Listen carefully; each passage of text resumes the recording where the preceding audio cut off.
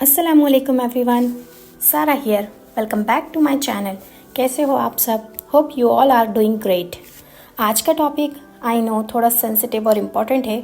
बहुत लोगों ने मुझसे पूछा, सारा इज डेटिंग हलाल? So I thought why not discuss this. Let's clear some misconceptions और लेट्स टॉक ऑनेस्टली। सबसे पहले लेट्स अंडरस्टैंड कि डेटिंग का मतलब क्या है। वेस्टर्न कल्चर में डेटिंग का मतलब है casual meetups, exploring different people, trying to find a spark. But Islam में रिलेशनशिप का एक स्ट्रक्चर होता है। इस्लाम में कैजुअल रिलेशनशिप जैसा कॉन्सेप्ट नहीं है। क्यों? Because Islam wants to protect us. It wants to protect our honour, our hearts and our families. Islam encourages pure intentions. Now let's talk about the Islamic way. Islam में एक लड़का और लड़की के बीच रिलेशनशिप का जो अल्टीमेट गोल है वो है निकाह यानी मैरिज। अगर आप किसी को लाइक करते हो और आपका इंटेंशन उससे शादी करना है तो इस्लाम उस प्रोसेस को इंकरेज करता है। बट आमने सामने मिलना, अकेले में टाइम स्पेंड करना या फिजिकल कांटेक्ट, ये सब चीज़ें इस्लाम में अलाउड नहीं है। क्यों?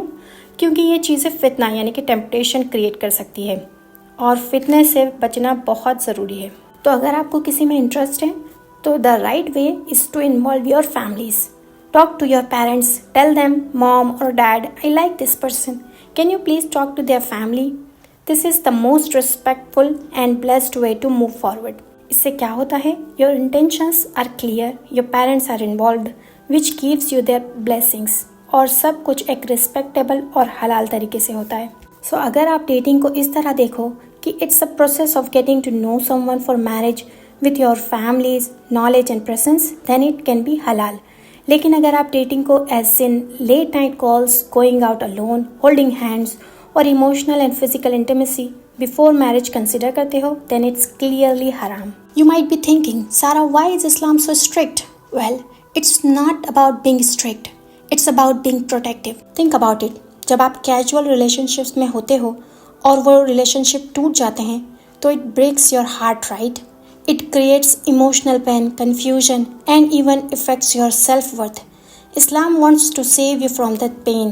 Marriage is a beautiful bond, and Islam wants that bond to start on a foundation of respect, trust, and purity, not on secrets of forbidden acts.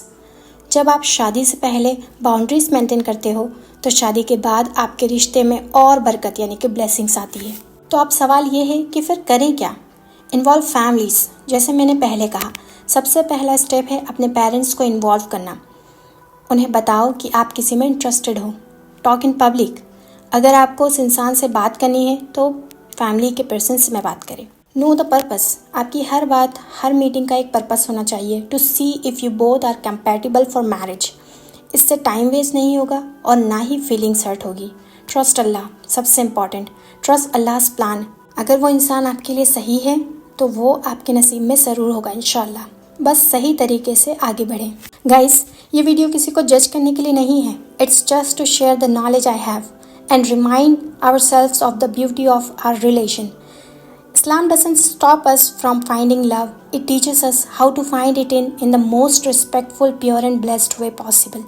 So is dating halal? The answer depends on your definition. If your definition is casual and secretive, then no. But if it's a pure process leading to marriage with your family knowledge, then yes.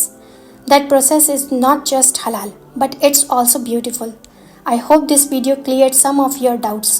What do you guys think? Do you agree? Let me know in the comment below. And don't forget like, share and subscribe. I'll see you all in the next video. Allah Hafiz.